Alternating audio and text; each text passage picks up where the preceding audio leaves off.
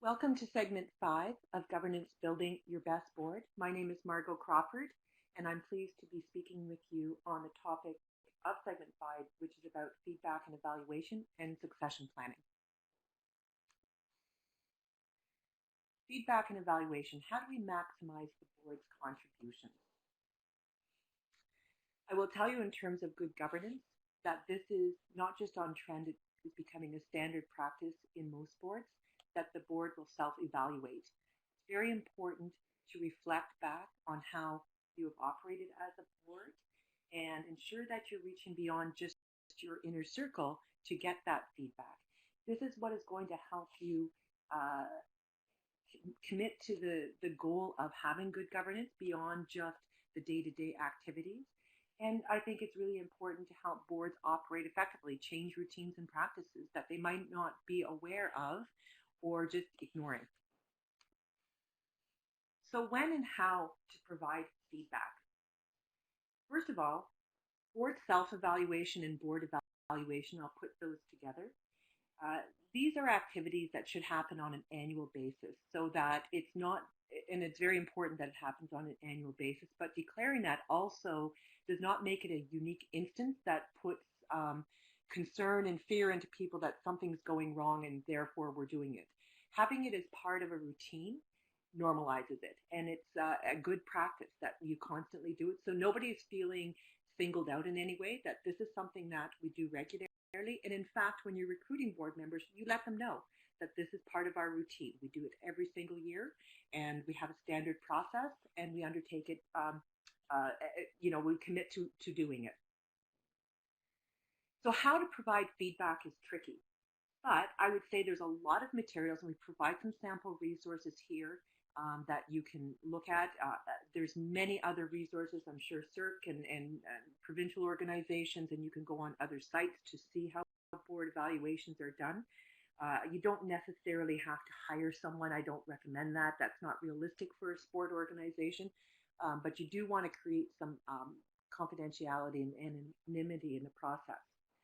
But, excuse me, when you think about how to do board evaluation, I think the best general practice is to think of some broad categories that you want to touch on every single time. And underneath those categories, you can have sets of questions. And those questions are going to speak to those categories and those topics. And those can change up year to year. And I would suggest that one of the practices that the board does is review the evaluation form and ask if these questions are the relevant ones for this year. You can still make sure the broad category and topics are touched upon, but look at the questions and make sure that you are being relevant to your current situation and change them up if you need to. The broad categories that I see very often, but again, this is up to the board to determine, is your fundamental discharging of your duties.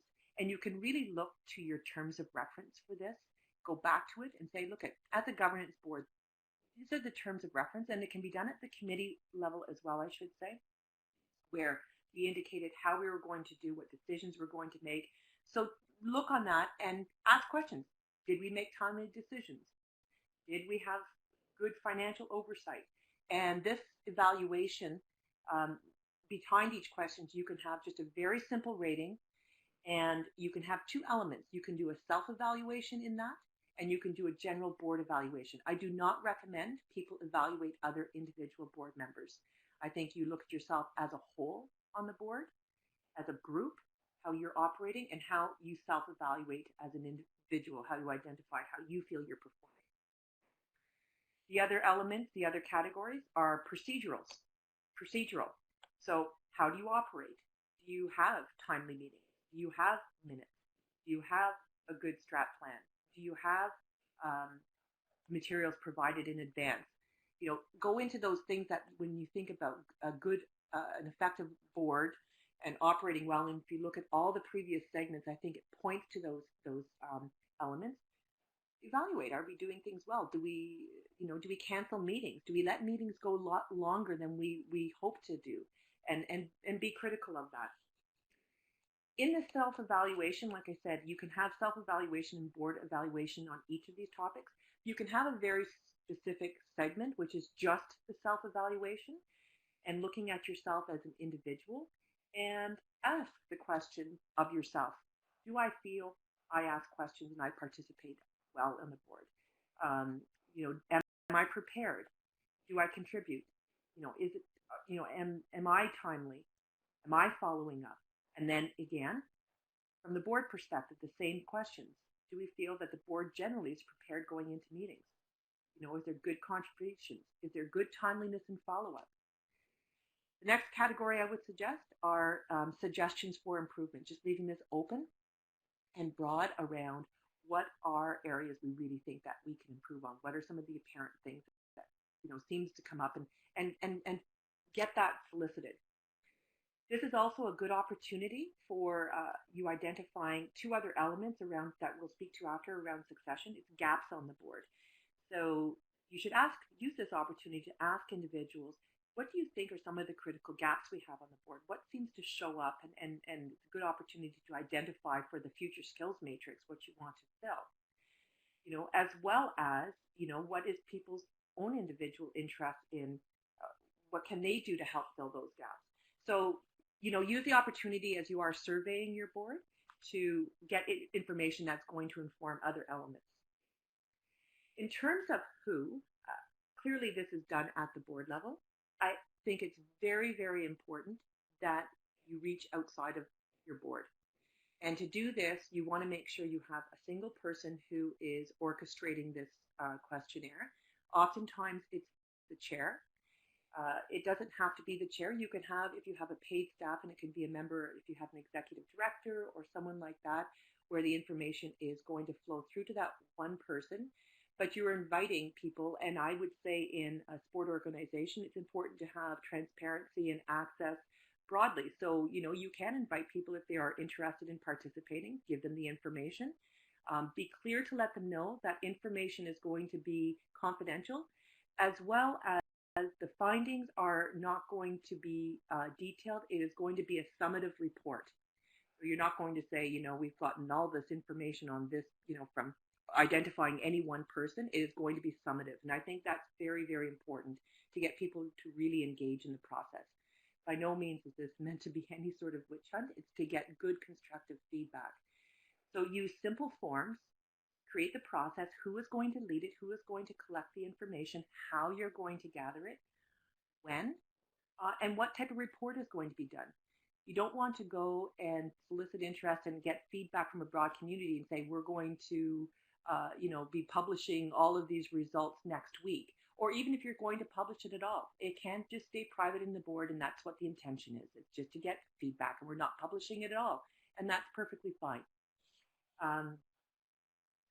Again, don't single out individuals in reports. It's really important that this is done as a collective to get really, really good engagement. In terms of the CEO or senior staff evaluation, this can or cannot be a part of feedback, depending on whether or not you have paid staff. But if you do have an executive director or paid staff, generally, I would say the evaluation from a board's perspective should be really that most senior leadership role if you have one, an executive director. If you don't undertake this process. There's other ways of giving feedback. But it is one of the key responsibilities of the board to oversee the performance of the CEO or the executive director. So that is discharging one of your fiduciary duties to do this. So you can use the same process. I would say be very, very mindful that this is a scary process for senior leaders. So you want to be clear that it's going to be used strictly for a feedback loop. That information will be summative, and it's just one piece of information. It is not the whole evaluation of that individual. So really engage that person, build them into the process, let them help design the form that's going to be used for the evaluation, so they don't feel threatened. You want to make it a very safe experience and a good experience, and more communication around this, the better. So don't sort of just take the information and go silent on them. And know that they will get good feedback. In terms of, reflecting on how did the board help, I think that's part of the feedback process. It's really important to reflect on what did we learn in this year? How can we improve? I think that that is really great, valuable insights, and doing it outside of the context of immediate issues that are presenting themselves, giving a moment for really deep reflection. And the purpose of that is to improve, is going to be informative both for the current board, but also moving forward. You might decide to change up some things and realize, you know what, we don't manage our meetings well. We, to the earlier point that in the previous segment that Jan O'Donnell mentioned on being on boards and the time commitment, and really, really overusing these volunteers, being respectful of time for board meetings. How do you get to that point? Because if you want people engaged in participating, you need to be respectful of time. So don't just say, well, we know, but we just can't seem to do it. Commit to changing that. I think another element that we want to think about is, how do you recognize the contributions of volunteer board members? So it's pretty obvious to me that you do public recognition, that you give personal thanks, and you might give them things, and you might have awards at the AGM and so on.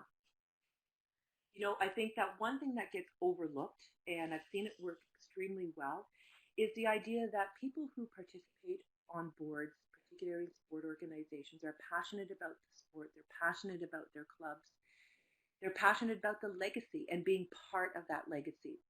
The idea of having and bringing them and showing that you respect and you honor the past contributions of board members, making them part of that corporate and club history, and celebrating that, so that you've got those timelines, and showing that, you know, maybe it's a wall of you know, board members, or you've got this building corporate history timeline, and it shows those contributions and the key things those previous board members did in years gone by that were substantial for the board.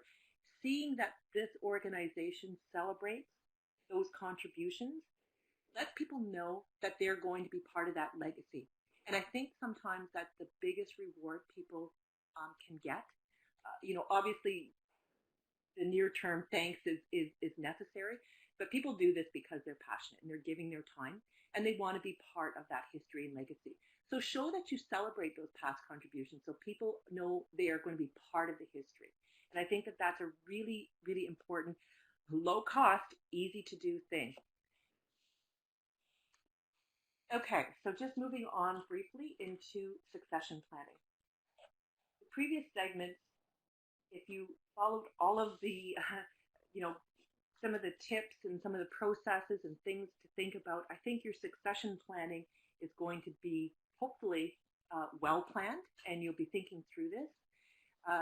What you really want to think about are two elements. One is planned succession and unplanned succession. In terms of planned succession, what is really important is that you are well out in front of it. And in fact, it's really easy to do, to know that you have set terms, you know how long people have been on the board, you want to have staggered terms, so you can actually pretty much map it out, and you should map it out. And that should be something that is brought forward to the board every year to look at. Not only at the moment when you're deciding to recruit board members. This should be part of the work plan that was referenced in an earlier segment, that you're knowing that roadmap of who you have, and you start looking at this 2 years out. You know that someone's finishing off in they're in their second term. Timing is so key for planned succession, starting at the beginning of each year and thinking about it. This is also where you're going to really think about that skills matrix. If someone's leaving the board, what other skills? They might have been on one committee, but they also brought some other skills to bear. So that's going to leave some critical gaps. So overlap that planned succession roadmap with your skills matrix, so you're staring at that. And really knowing what that looks like and planning ahead, and then getting into the recruitment early, particularly if there's a really critical skill that's going to be leaving you and you know it's coming. Don't ignore it. Use time. You do have time. Where you don't have time is unplanned succession. And this can happen for a number of reasons, of course. Sometimes very, very, tragic and serious situations. More commonly is that you may have a board member who decides they have to resign mid-year. Personal life is the most important thing, and we all know that. And things can happen that just change the circumstances. So this can happen. Unplanned succession is a little bit more difficult to deal with, but I think what is important, a couple of things you might think about. First of all, this is where having committees really helps, because when you have committees, you have other people who have some shared knowledge beyond just that one person. So that naturally lends to some succession. You can think about advisors and some of the people who are real subject matter experts in your community, and just tapping them on the shoulder to ask if you can help out. And if you're going to do that, don't draw them in to make them become the de facto board member. Let them know you're going to recruit a new board member so they're willing to help. Additionally, you can also look at your past board members. They're often still very involved in the club, and ask if they can step up for a period of time. There's a couple of resources that are shared here with you that can help you think about succession planning, and also that emergency succession planning template. Map out who are some potential resources should someone in a very critical role disappear. Who are some of those individuals? So thank you. That ends segment 5. This concludes the governance module. Thank you to everyone for joining Margot Crawford, Jan O'Donnell, and myself, Deborah Gaskowitz, through these online learning segments provided for the Ottawa Sport Council on good governance and building your best board. If you have any additional questions or would like the PowerPoint, please do not hesitate to contact Marcy Mowers at the Ottawa Sport Council or ourselves. We invite you to replay and share the various segments with your board and team as you continue to look at ways to strengthen and improve your club through good governance.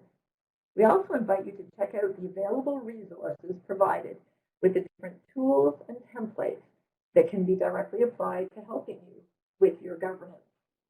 Your board is a powerful resource and an asset to your sport organization. Thank you for listening. Don't forget to also check out the volunteer management and how to Facebook modules. We hope these sessions have been helpful.